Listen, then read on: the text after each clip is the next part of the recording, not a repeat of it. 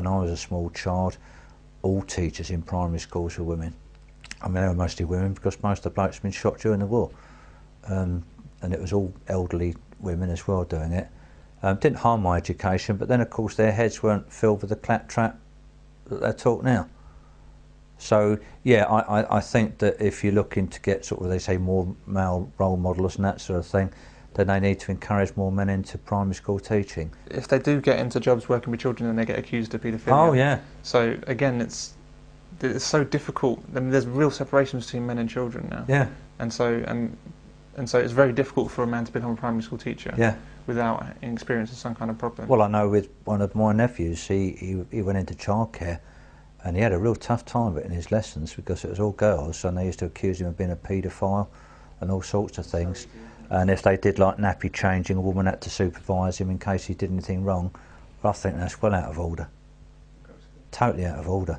We've had a case of this recently where 3 kids have got together and written a letter about a teacher because this is a very strict teacher, alleging sexual abuse. Well, of course, what will happen is that teacher will be suspended until it's proven or not proven, at which point his career may well be over. Young boys in nursery and primary school find that all of their teachers are female. All of them. There are virtually no male primary and nursery teachers anywhere in Britain. And with the ever-increasing prevalence of women choosing to be single mothers, boys are deprived of any male guidance, both at home and at school, the 2 places they spend most of their time. Teaching to the primary school age group is always going to appeal to women more than men, but the ratio should more realistically be 2 or 3 females to 1 male, not the artificial female-only zone that boys endure now. At this age, boys are discovering their gender identity and defining themselves in relation to those around them. They're beginning to understand that they're fundamentally different to girls, and that their behaviour and natural proclivities are very different. This is not as simple as being aware that they have different body parts to girls. It's about the fundamental discovery of their masculinity, and part of this is about pursuing masculine behaviours and distancing themselves from female ones. Boys play football, girls play hopscotch. Boys play with trucks, girls play with dolls. If you give a boy a doll, he'll likely stick it in a catapult and fly it across the room. When girls look around themselves at primary school, they'll see that they can become teachers. In contrast, boys will see that they can only become caretakers.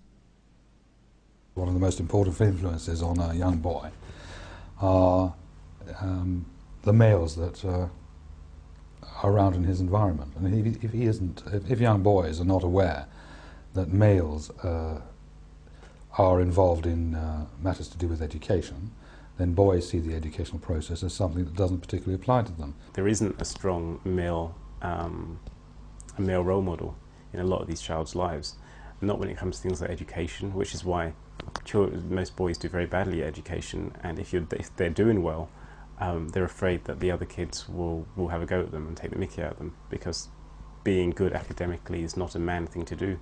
And you can see why, when there are no male role models as teachers. Boys know that they're not going to grow up to be females, they're not going to grow up to be women, and they therefore identify very strongly with males. And if those males aren't there within the school environment, then there are no strong role models with which they can identify, and they're not quite sure in which direction that they're growing. Young children will not assign men to education and to academic status because it's women they see, and they're being trained that women are involved in your academic and your teaching and men aren't, and that's a bad thing. That can only lead to worse things coming up. We already see boys don't do well at school, girls are doing very well at school. We're already seeing now that, you know, apparently by next year more women will be in work than men. More women will be qualified for skilled work than men, and you can see things getting worse when when young boys are not wanting to go to university and not wanting to be educated. We are going to be the educational underclass. I mean, men, gender, are going to be the educational underclass. This is the main objective of the attack on men in education. Teach boys at the earliest possible time in their lives, when they're programming themselves for the future, that education, teaching and learning are all female traits. The classroom is for girls, books are for girls, school is feminine. Politicians have something to say about how a lack of black teachers is a factor in black underperformance, but inexplicably this same logic is not extended to male teachers. Now speak to Diane Abbott, who's MP for Hackney North and Stoke Newington. Good morning, Diane. Good morning. What do you think of Ken's plan for a third of teachers coming from ethnic minorities? Oh, I support it. It's part of a programme of work that I'm helping him put together to deal with this issue of black underachievement. Many male teachers want to work in primary schools, as it's common knowledge in the teaching profession that educating young minds at this age is possibly the most rewarding teaching experience. If you're looking at men teaching young children, I think it's very good. I think it's good for them, and I think it's also good for young children to have a male role model. If you're going to actually work in education, you've got to, at some stage in your career, have taught young children to understand how children come through the learning process.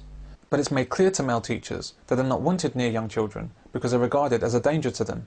Men are generally not wanted in a primary school level.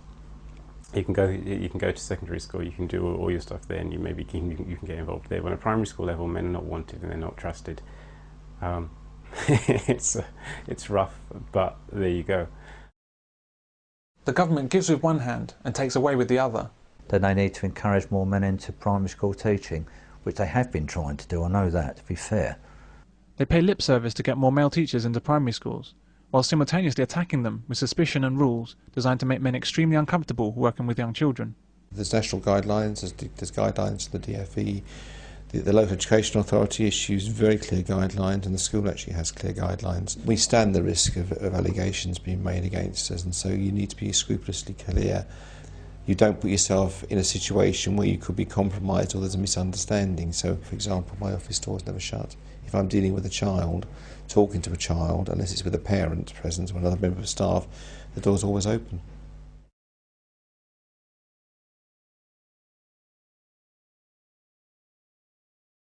So men have become frightened of touching kids. Male teachers are not going into primary schools. Edicts are coming out from councils telling teachers not to touch children between the shoulders and the knees, not to let them sit on your lap if you're reading them a story. And this is, although it says it's aimed at men and women, it's aimed at men. And almost laughably, the media then wonders where the male teachers are. Men are only really accepted in schools from secondary age and up, when it's already too late to affect the attitude of most boys to education.